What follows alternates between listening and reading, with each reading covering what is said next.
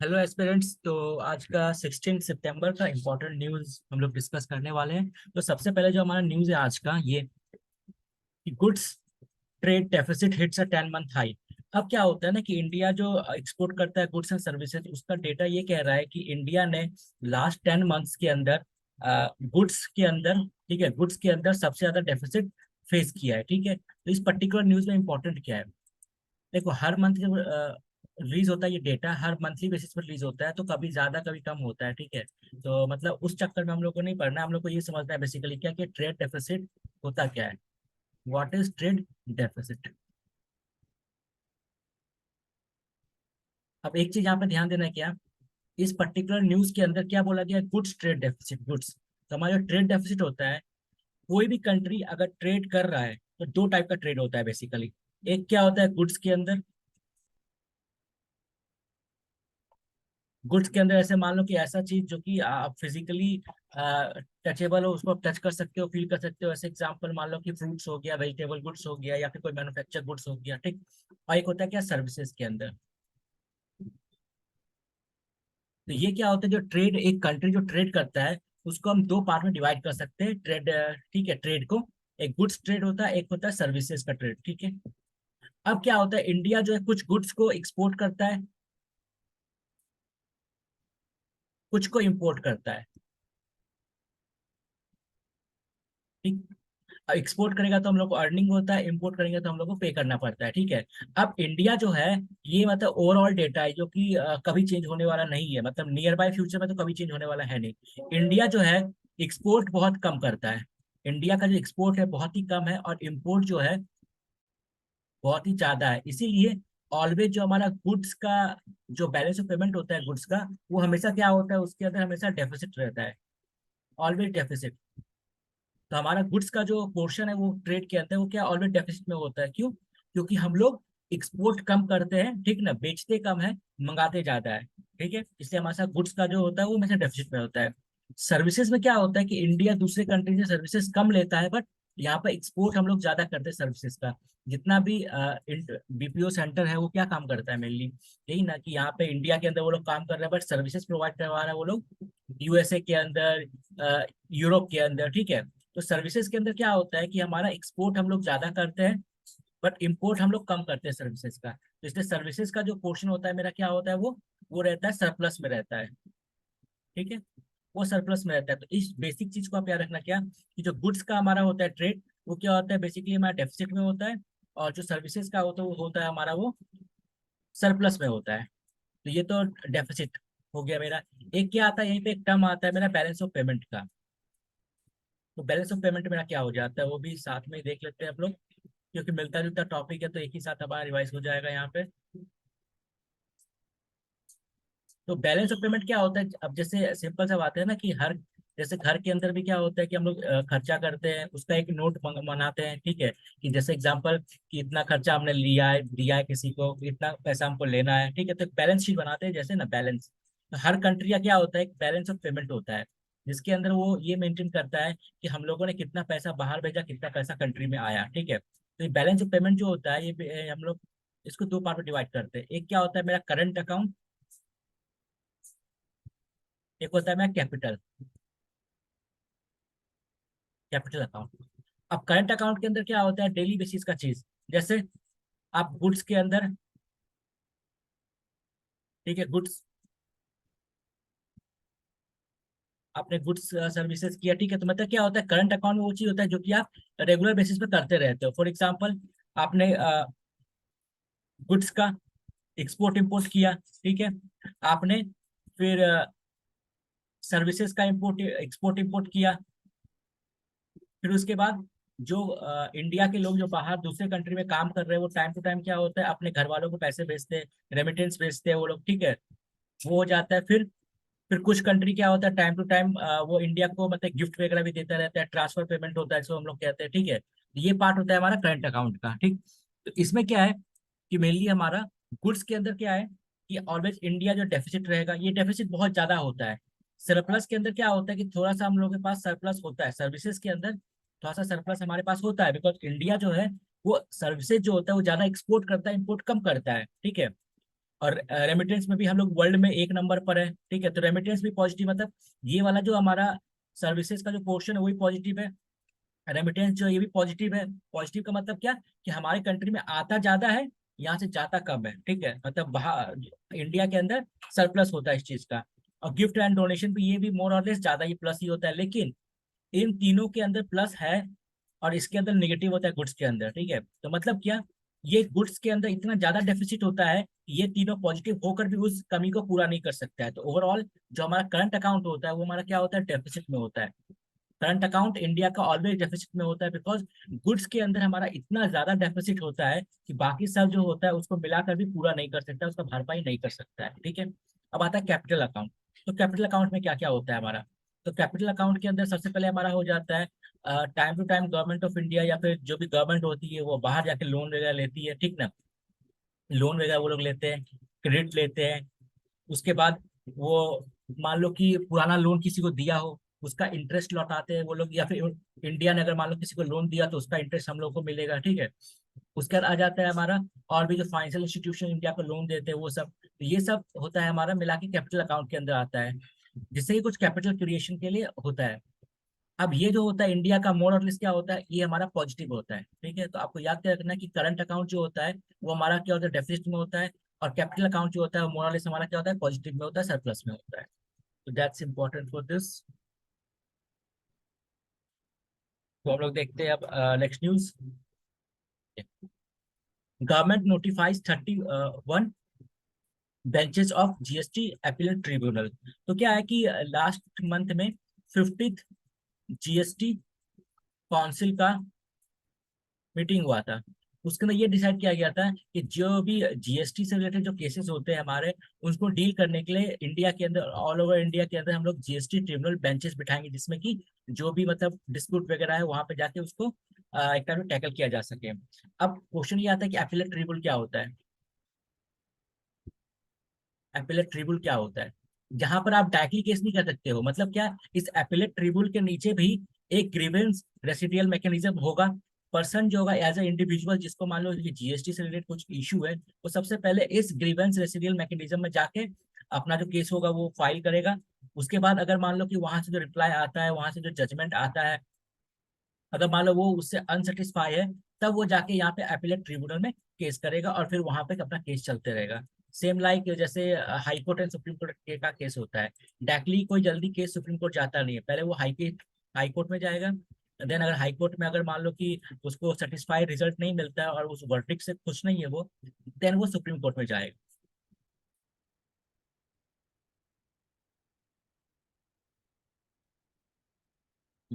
अब यहाँ पे जो इंपॉर्टेंट चीज समझने का क्या, कि जीएसटी है क्या आखिर।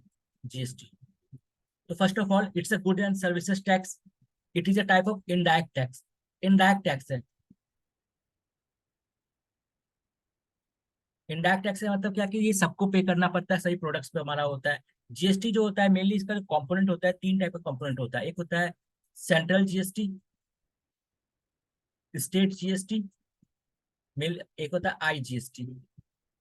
Central government central GST cover करती है, स्टेट गवर्नमेंट स्टेट जीएसटी लेती है, और आईजीएसटी मतलब एक स्टेट से अगर दूसरे स्टेट में अगर ट्रांसपोर्ट हो रहा है तो उस पर सेंट्रल गवर्नमेंट आईजीएसटी लेती है, ओके। अब क्या है कि जीएसटी जो है हमारा एक डेस्टिनेशन बेस्ड टैक्स है।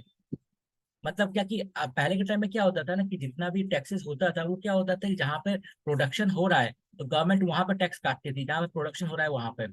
बट जीएसटी के केस में क्या है कि हमारा जहाँ पर वो फाइनली सेल होगा, मतलब जो उस प्रोडक्ट का डेस्टिनेशन है, वहां पे वो चीज टैक्स कटेगा। फॉर एग्जाम्पल अगर मान लो कोई प्रोडक्ट है, वो प्रोड्यूस हो रहा है गुजरात के अंदर, गुजरात के अंदर वो चीज प्रोड्यूस हो रहा है, तो पहले क्या होता था कि गुजरात गवर्नमेंट उसके ऊपर टैक्स काटती थी। बट अब क्या है जीएसटी के अंदर, कि गुजरात में मान लो कोई चीज प्रोड्यूस हो रहा है, ठीक है, वो ट्रांसपोर्ट होकर कहाँ जा रहा है, बिहार के अंदर।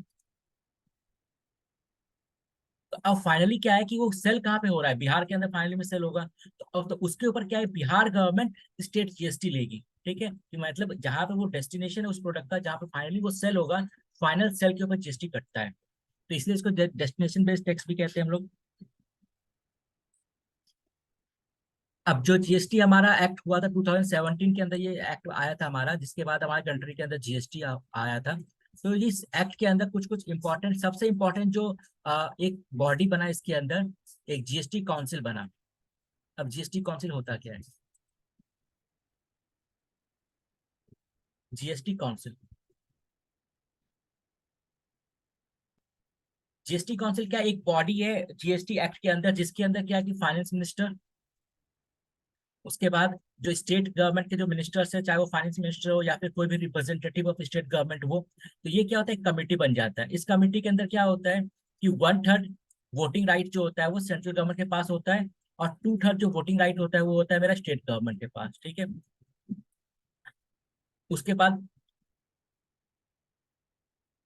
हमारा ये हो जाता है हमारा क्लियर। उसके बाद क्या होता है, ये जीएसटी काउंसिल में काम क्या करता है, ये जो भी टैक्सेस प्रपोजल, फॉर एग्जांपल दूध के ऊपर कितना टैक्स करना है, दही के ऊपर कितना टैक्स करना है, बुक्स के ऊपर कितना टैक्स करना है, तो बताइए ये लोग बेसिकली जो टैक्स, किस प्रोडक्ट पर टैक्स लगाना है प्लस कितना टैक्स लगाना है, ये सब डिसाइड करता है ये हमारा।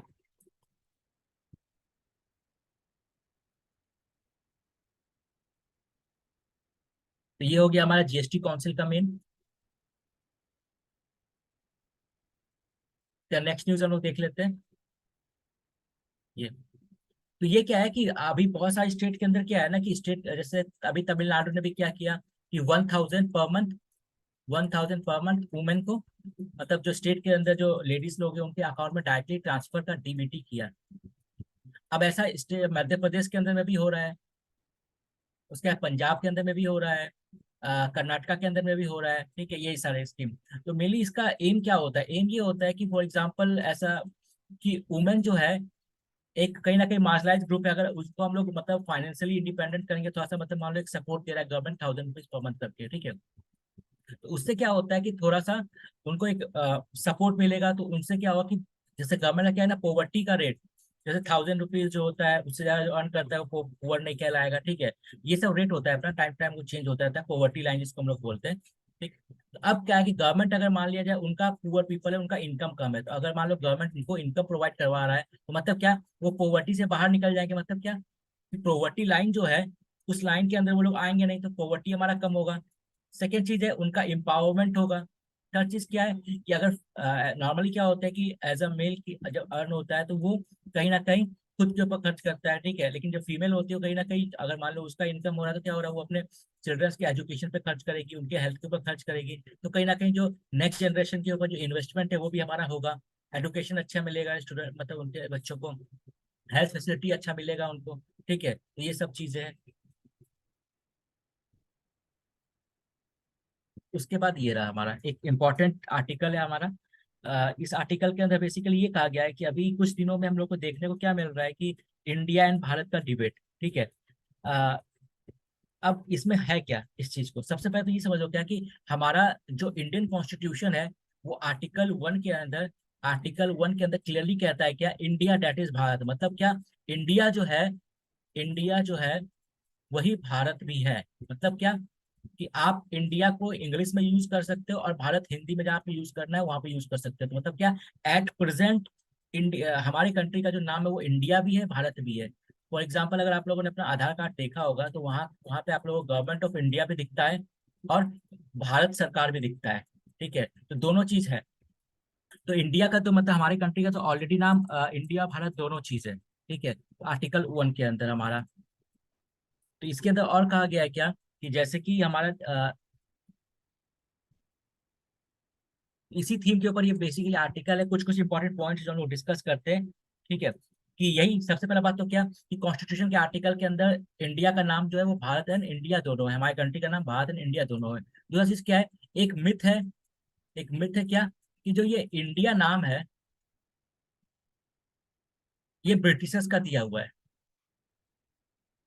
ये मिथ बिल्कुल गलत है। बिकॉज इंडिया का नाम इंडिया क्यों पड़ा, बिकॉज ये क्या है ना कि जब 5th सेंचुरी के आसपास, 5th सेंचुरी बीसीई ग्रीक्स लोग जब इंडिया में आए तो उनको समझ में नहीं आया कि इस जगह का नाम क्या होता है। तो मेनली क्या होता है कि अगर मान लो कोई हम जगह पे जा रहे हैं, हमको पता नहीं होता है नाम, तो हम लोग क्या बोलते हैं, रिवर के नाम के अकॉर्डिंग हम लोग उस जगह का नाम रख देते हैं कि अरे ये तो गंगा किनारे गाँव है, अरे ये तो यमुना किनारे गाँव है, ठीक है ना, ऐसे हम लोग याद रख सकते थे। तो सेम ग्रीक्स लोगों ने भी क्या किया कि यहाँ पे एक नदी बहती थी, इंडस रिवर। अगर इंडिया का ऐसे मैप ये रहा हमारा, ठीक है, तो यहाँ पे इंडस रिवर है, ठीक। तो जो ग्रीक के पीपल थे, उन्होंने क्या बोला, ये इंडस रिवर है, तो इसके पार में जो भी लोग रहते हैं, ठीक ना, इस कंट्री का नाम क्या होगा, इंडिया है। तो जो फिफ्थ से मतलब हमारा जो कंट्री का नाम है इंडिया, वो कोई ब्रिटिशर्स ने नहीं दिया है। एक कंट्री का नाम जो इंडिया है वो हमारा 5th सेंचुरी बीसी से ही चले आ रहा है, जो कि ग्रीक ने दिया था। मतलब अप्रोक्स 2500 साल पुराना नाम है इंडिया। ठीक है, ये नाम क्यों पड़ा, बिकॉज ऑफ इंडस रिवर। ये एक मिथ है। दूसरा मिथ क्या है कि भारत नाम जो है पूरे हमारा एंशिएंट नाम है, रियल नेम हमारा भारत है, ठीक है। तो अब क्या है ना कि ये भी हमारा मिथ है क्या, कि भारत जो है, भारत नाम जो है हमारा, वो क्या इंडिया का एंशिएंट नेम है, हमारे कंट्री का एंशिएंट नेम है, ठीक है। बट ये सही नहीं है। रीजन, हिस्ट्री के अंदर हम लोगों ने देखा है क्या, आर्यन सिविलाइजेशन, ठीक है। भारत नाम जो आया है कहीं ना कहीं, जो हम लोग वैदिक टेक्स्ट का हमारा है जिसके अंदर भरत मुनि का बात किया गया, उनके थ्रू नाम आया है, ठीक। लेकिन भरत मुनि कौन थे, they belongs to the Aryan civilisation. और हमें पता है क्या, हिस्ट्री के अंदर, इंडिया के अंदर जो आर्यन सिविलाइजेशन थे, वो कहीं ना कहीं, ये जो इंडिया का, ऐसे मान लो फॉर एग्जाम्पल ये वाला पार्ट है, सेकेंड मैप क्लियर कर देता हूँ मैं, फॉर बेटर अंडरस्टैंडिंग।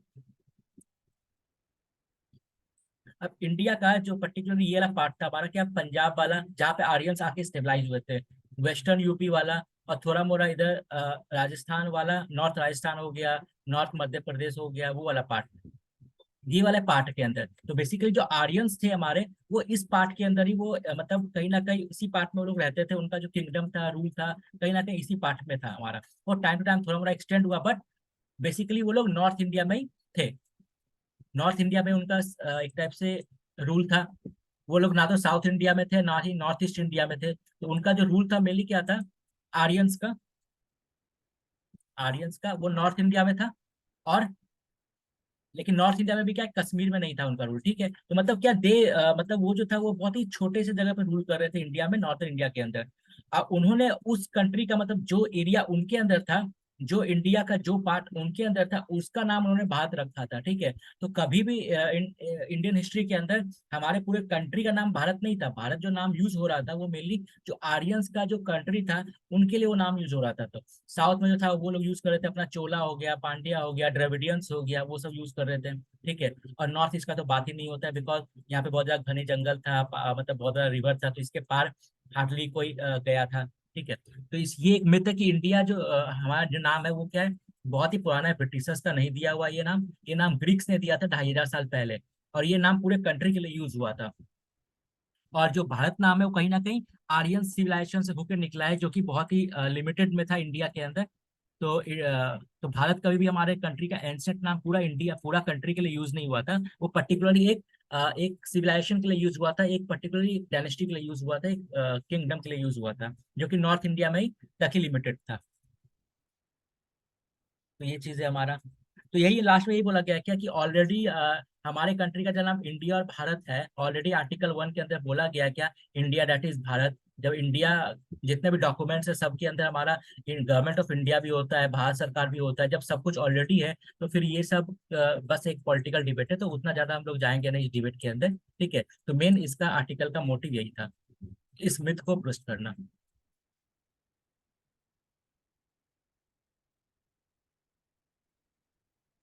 अब ये हमारा न्यूज है जीएम क्रॉप के बारे में। तो जीएम क्रॉप होता क्या, सबसे पहले ये हम लोग देख लेते हैं, ठीक है।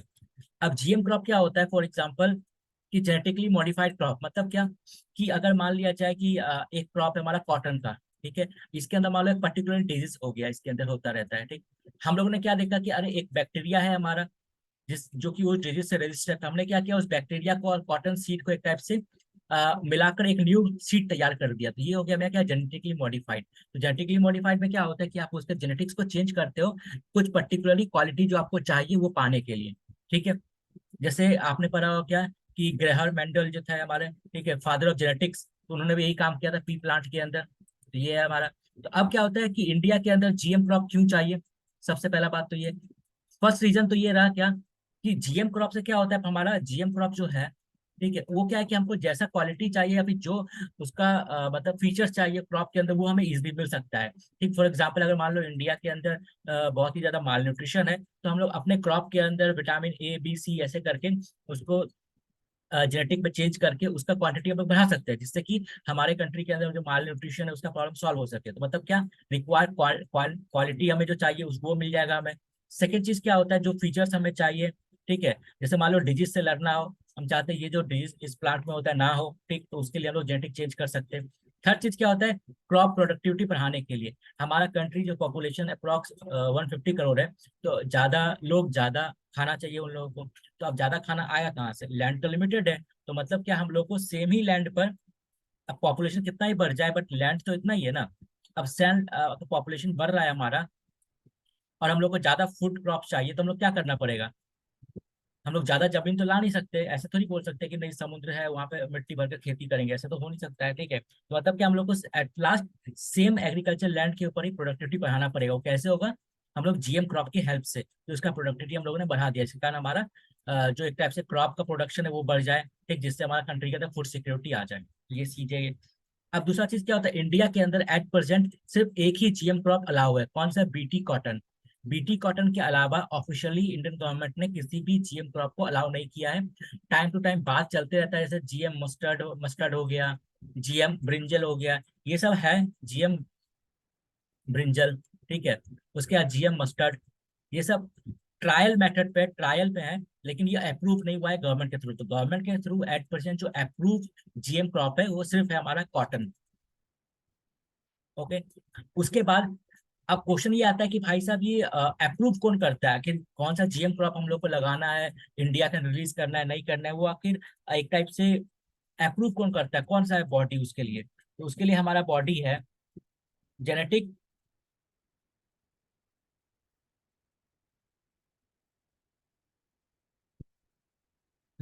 जेनेटिक अप्रेजल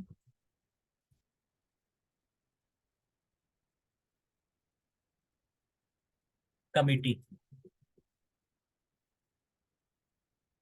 अब देखने से क्या लगता है कि जीएम क्रॉप मेनली एग्रीकल्चर का है, तो सिंपल सा बात है, अगर एग्रीकल्चर में यूज हो रहा है जीएम क्रॉप, तो क्रॉप का बात हो रहा है, तो मिनिस्ट्री ऑफ एग्रीकल्चर के अंदर होना चाहिए ये चीज, ठीक है, मिनिस्ट्री ऑफ एग्रीकल्चर के अंदर होना चाहिए।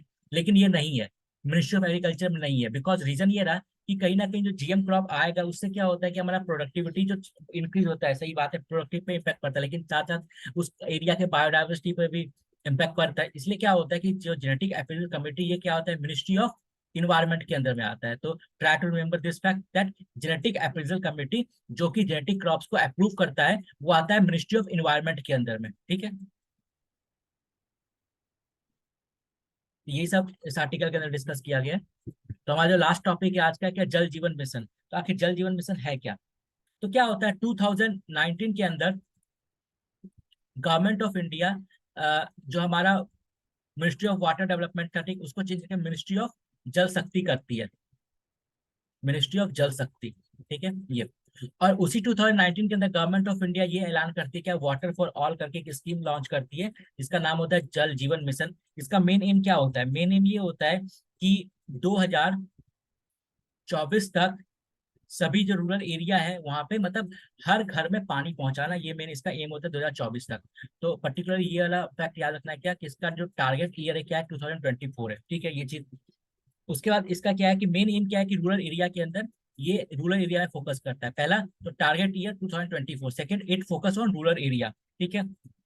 इसका मेन ऑब्जेक्टिव क्या है कि हाउस होल्ड के अंदर एक फंक्शनल टैप वाटर कनेक्शन, मतलब जिससे कि हर इंसान के अप्रोक्स 55 लीटर पर पर्सन के अकॉर्डिंग हम लोगों को घर घर पानी पहुंचाना है, इतना पानी पहुंचाना है कि एक आदमी को 55 लीटर के अप्रोक्स उसके हिसाब से मिले उसको पानी, मतलब नल के थ्रू घर तक पानी पहुंचाना, इसका मेन एम है 2024 तक हर रूरल एरिया के अंदर, ठीक। और दूसरा चीज क्या है कि, और इसका सबसे इंपॉर्टेंट फीचर क्या है, हमारा डिसेंट्रलाइजेशन, मतलब क्या कि ये जो पूरा स्ट्रक्चर बनेगा हमारा, कि पाइपलाइन बिछेगा। अब देखो सिंपल सा बात है, अगर आपको वाटर पहुंचाना है सभी जगह, तो दो चीज इंपॉर्टेंट चाहिए।